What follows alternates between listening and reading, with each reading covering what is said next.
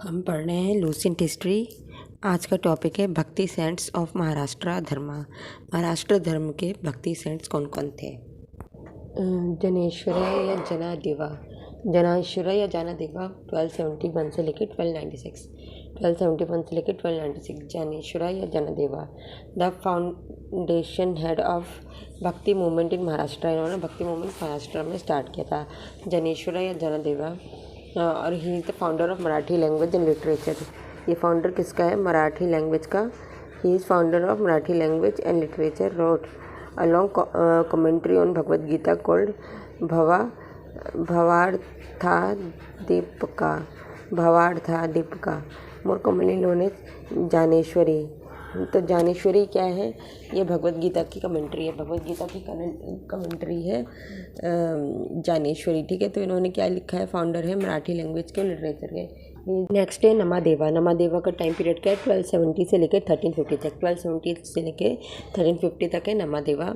He is contemporary of Jnaneshwara. Jnaneshwara के जो है कंटेम्प्रेरी थे, जनेश्वरा के कंटेम्प्रेरी थे नमादेवा, जो कि इनका 1270 से लेकर 1350 टाइम पीरियड है। He was a tailor by cast.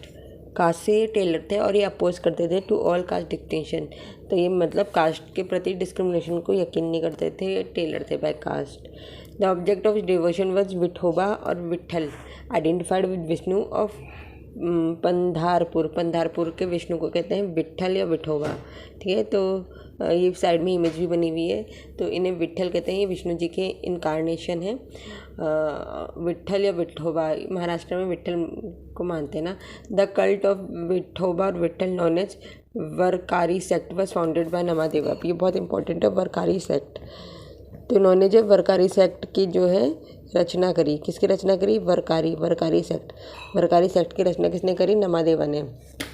Vitthal या विठोबा की पूजा करना, वरकारी सेक्ट की इन्होंने रचना करी, ठीक है। तो जो ज्ञानेश्वर था उन्होंने मराठी लैंग्वेज का फाउंड किया था, लिटरेचर मराठी लैंग्वेज का फाउंड किया था ज्ञानेश्वर ने।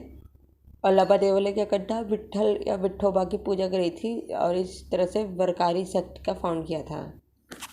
फिर एकनाथ, इनका टाइम पीरियड 1533 से लेके 1599 है। He was a great scholar Saint from Maharashtra, जिन्होंने लिखी थी कमेंट्री ऑन रामायणा, जिसे कहते हैं भावार्थ रामायणा। क्या नाम था इसका? भावार्थ रामायणा। और उन्होंने दूसरी कमेंट्री लिखी थी on the 11th book of Bhagavata पुराण।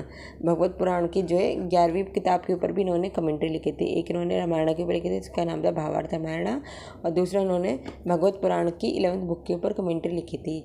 और ज्ञानेश्वरा जो कि फाउंडर है मराठी लैंग्वेज के, उन्होंने भी जो है भगवत गीता के ऊपर कमेंट्री लिखी थी, जिसका नाम क्या था? भावार्थादीपिका या फिर ज्ञानेश्वरी। तो यहाँ ना भावार्थ, कमेंट्री को भावार्थ कहते हैं मराठी लैंग्वेज में। अब है तुकाराम, 1598 से लेकर 1650, the greatest bhakti poet from Maharashtra. The greatest bhakti poet from Maharashtra. He wrote devotional poems known as abhangas. Devotional poems को ये अभंगास कहते थे। That is the glory of devotional poetry. Devotional poem लिखे जिसको कहते थे अभंगास डिवोशनल पोएम। तुकाराम ने क्या लिखी? डिवोशनल पोएम, जिसे कहते हैं अभंगास। अब है नेक्स्ट रामदास, इन्हें समर्थ रामदास भी कहते हैं। 1608 से लेकर 1681 तक के थे। तो ये जो है छत्रपति शिवाजी के टाइम पीरियड के थे और ये उनके रिलीजियस गुरु भी थे शिवाजी के, ठीक है। रामदास 1608 से लेकर 1681।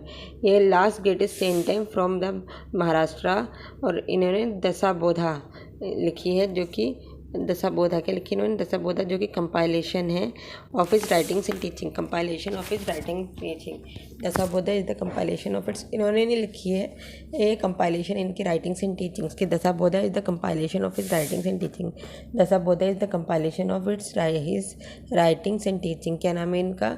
रामदास। तो हम स्टार्टिंग से बात करें भक्ति सेंट्स के कौन कौन ने, तो पहला है ज्ञानेश्वरा। इन्होंने मराठी भाषा की नींव रखी थी और इन्होंने कमेंट्री लिखी थी भगवत गीता पे।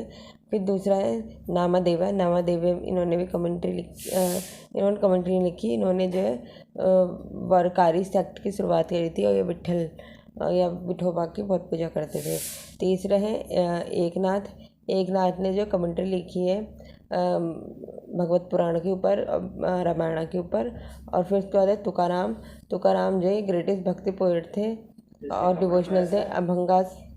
फिर रामदास की जो राइटिंग्स जो सरमन है उसे कहते हैं दशा बोधा।